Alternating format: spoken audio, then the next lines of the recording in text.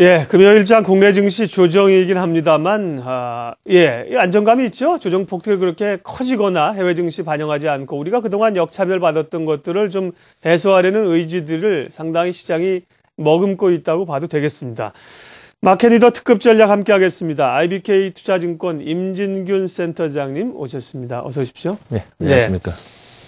자, 우리 시장이 이제 말씀드린 것처럼 해외 증시와 조금 차별화받던 것을 해소해 가면서 강하게 좀 모습들을 나타내 보고 있습니다. 코스피 반등 국면이 이제 좀 시작된 걸까요? 아니면 단기적으로 보시나요? 예, 뭐 그동안 연초 이후에 지금 그 코스피가 많이 소외되면서 디커플링 얘기들이 많이 나왔었는데요. 최근에 이제 코스피가 좀 반등을 하면서 뭐 약간 훈풍이 불어오는 듯 했는데 사실은 가장 우려했던 부분이 우리가 좀 반등할 만할 때 외국에서 이제 빠지면서 조정을 받는 게 아니냐 생각했는데 그런 모습이 지금 나타나고 있어가지고 좀 불안한 상황이긴 합니다. 네. 전체적으로 보면은 이제 앞으로는 그때까지 왔던 부분만큼 디커플링이 되지는 않겠고 오히려 이제 동반 가능성은 있는 그런 상황에서 외국의 어떤 주식시장 상황이 어떠냐 이 부분에 계속 주목을 해야 되는데 결론적으로 말씀을 드리면은 뭐 단기적으로는 조금 조정 가능하겠지만 추가 상승 여력도 있다라고 일단 판단을 하고 있습니다. 특히 이제 미국이나 이제 다른 외국 쪽이 특히 미국 중심으로 해서 많이 올랐던 주식이 지금 큰 폭으로 조정을 받고 있는데 뭐 상대적으로 어제 오늘 뭐 우리는 강한 모습을 지금 좀 보이고 있는 그런 상황이기 때문에 물론 조정은 받고 있지만 그런 것들을 보면은 이제 앞으로는 이제 어느 정도 그 갭이 메워질 수 있겠다라고 이제 판단을 하고 있습니다. 특히 이제 뭐 그동안에 그 디커플링의 가장 중요한 원인이었던 것들이 이제 환율 쪽 부분이었는데요. 최근에 달러 환율도 그렇고 원엔 환율도 그렇고 이런 부분들이 좀 어느 정도 안정세를 좀 보이면서 디커플링이 이제 해소되지 않겠냐 그렇게 판단을 하고 있습니다. 그리고 그동안 또 우리나라 주식시장의 주가를 좀 눌러왔던 부분이 그 기업 실적, 그러니까 4분기 실적이 발표되면서 나오는 그런 부분들이었는데 이 부분도 이제 어느 정도 반영이 됐다라고 판단을 하고 있습니다. 그래서 지금 당장 이제 밸류에이션이나 이런 상황들을 보면은 12개월 예상 기준으로 지금 8배대가 지금 나오고 있는데요. 물론 연초에 항상 수익 예상이 좀 가대 계상되는 경우들이 있어가지고 예상 기준으로는 뭐 실적이 좀 하향 조정될 가능성이 있다고 판단을 하더라도 전반적으로 이제 수준 자체는 지금 높은 수준은 아니다. 과거 3년간 평균이 9배대 초반 정도 뭐 형성이 됐다고 보면은 그 정도 수준까지 간다 하더라도 펀더멘탈 상으로는 한 2100 정도까지는 단기적으로 가도 되지 않겠냐 하는 쪽으로 예상을 하고 있습니다. 네. 글로벌 증시와의 그 차별화가 좀 해소돼서 이제 같이 좀 동조하는 추세로 갈 수 있다고 보셨는데 모두의 말씀을 하셨습니다만 이제 미국 증시가 상당히 고점에서 부담들을 가지고 있어서요. 이 동조화가 상승 동조화가 되는데 조정 동조화가 되면 또 어떠느냐 걱정들이에요. 예, 미국 증시 상황은 어떻게 보세요? 미국 사실 그동안 좀 많이 올랐죠. 많이 생각보다 좀 더 빨리 네. 지금 올라간 모습이었는데 뭐 사상 최고 지수를 눈앞에 두고 뭐 조정을 받는 그런 모습입니다. 뭐 결론적으로 말씀을 드리면 조정은 좀 추가적으로 지속될 가능성이 높다라고 판단을 하고 있고요. 그렇지만 뭐 그게 이제 폭락으로 가서 계속 다시 하락 추세를 다보기보다는 다소 좀 조정을 거치고 난 이후에 주변 여건들이 좀 정리가 되면은 다시 회복세를 보이면서 일단 양적 완화에 대한 어떤 큰 변화가 없는 상황에서 사상 최고치 다시 재도전하지 않겠냐고 판단을 하고 있습니다. 네. 뭐 지금 상황에서 뭐 아시겠지만 가장 문제가 되고 있는 스퀘스트나 이런 부분들이 이제 며칠 안 남았지 않습니까? 뭐 이런 부분, 전반적으로는 대부분 사람들이 워낙 큰 사안이기 때문에 가격 학습 효과나 이런 것들을 따라가지고 별 영향이 없다라고 얘기하지만 지금 또 가까이 오면서 또 울고 싶을 때 또 뺨을 때릴 수 있는 그런 또 역할들을 하고 있기 때문에 뭐 또 우려가 되고 있는 그런 상황인데 실제로 어떤 형태로든지 합의는 뭐 될 걸로 판단을 하고 있습니다. 그렇지만 그게 완전한 합의라기보다는 지난 연말에 있었던 것과 마찬가지로 좀 시한을 좀 연장하는 거나 뭐 이런 형태로 또 불완전한 합의가 된다면은 계속해서 좀 주식의 어떤 눌림목이 될 수도 있다고 판단을 하고 있고요. 그래서 전체적으로 보면은 시퀘스트 문제, 그리고 유럽 쪽에서 또 최근 잡음이 좀 더 세지고 중국발 또 악재도 나오고 있는 상황이기 때문에 당분간 조정은 지속될 걸로 보이고, 뭐 3월 들어가는 수준, 3월 내에는 다시 또 어떤 반등 추세를 보이면서 뭐 2분기에 걸쳐서 사상 최고 지수에 도전하지 않겠냐, 그렇게 판단을 하고 있습니다. 네. 미국의 시퀘스트라고 하는 재정 한도 얘기는 좀 하셨고요. 주말에 또 이탈리아가 24, 25 조기 총선이 있어요. 예. 이탈리아 문제, 유럽도 어제 많이 하락했거든요. 이탈리아 정치적 변수는 어느 정도 해석하고 계세요? 실제로 뭐 이탈리아도 작은 나라는 아니기 네. 때문에 뭐 심하다고 판단을 하고 있지만 우리 시장까지 오는 부분에서는 어차피 쿠션을 먹고 들어오는 그런 상들이라고 보고 있고요. 이탈리아 총선은 미국의 시캐스트나 아니면 중국에서의 어떤 긴축이나 이런 부분들, 부동산 관련 규제나 이런 것들에 비해서는 뭐 영향도가 그렇게 크지 않을 걸로 판단을 하고 있고요.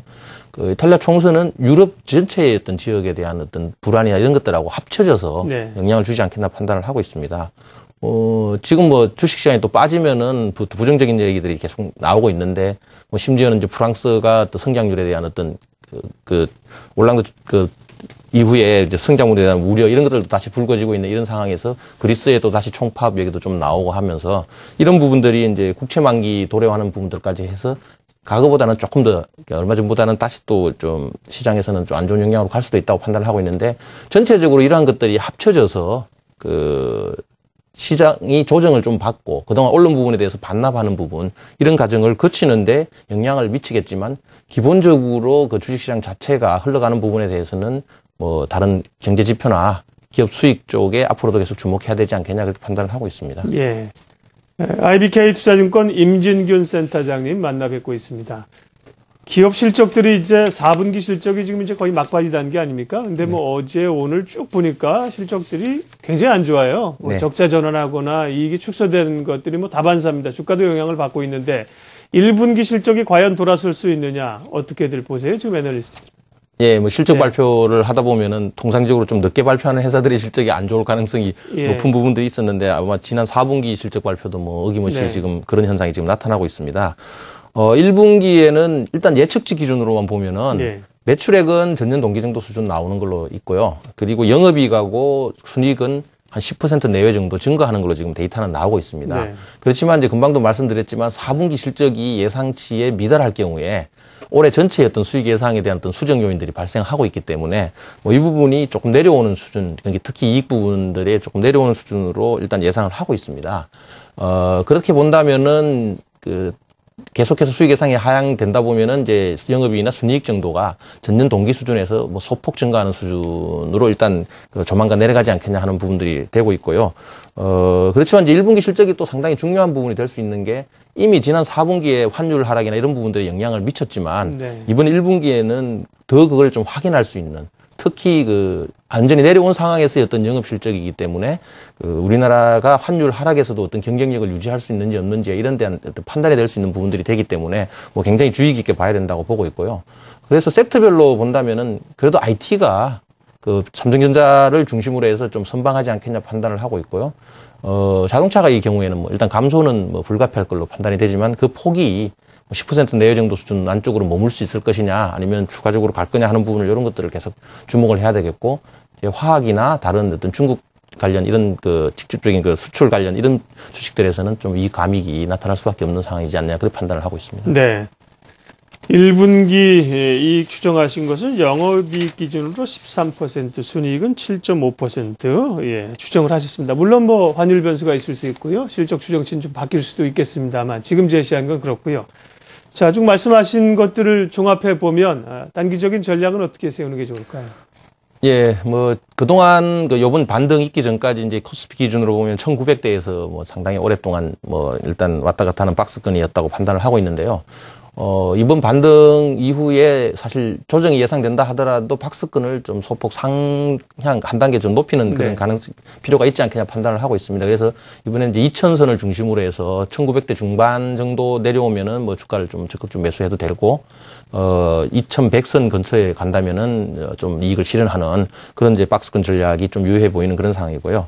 물론 일단 2월에는 이제 3월을 준비하는 과정에서 상당 부분 이제 부정적인 부분들을 소화했다고 보기 때문에 3월 증시는 뭐 기본적으로 2월보다 낫다는 그런 염두에 두고 갭 메우기 형태 있잖아요. 그동안 부진했던 종목이나 반대로 좀 많이 소외됐던 종목들의 어떤 갭 메우기 쪽에도 좀 주목을 해야 될 그런 필요성이 있다고 판단을 하고 있습니다. 그리고 뭐 가장 오늘도 지금 나타나는 현상이긴 하지만 당분간은 중소형주 쪽에 대한 어떤 관심을 계속 높여가야 된다고 보고 있습니다. 뭐 해마다 신정부가 매번 신정부가 출범할 때마다 주로 테마에 이제 노출되는 것들이 주로 중소형주라고 판단을 했을 경우에 여기에 따른 좀 중요한 테마, 특히 이제 항상 강조하는 부분이지만 단순하게 테마를 따라가기보다는 실질적으로 이익이 나오는 그런 테마, 그런 중심으로 해서 계속 관심을 가져야 된다고 보고 있습니다.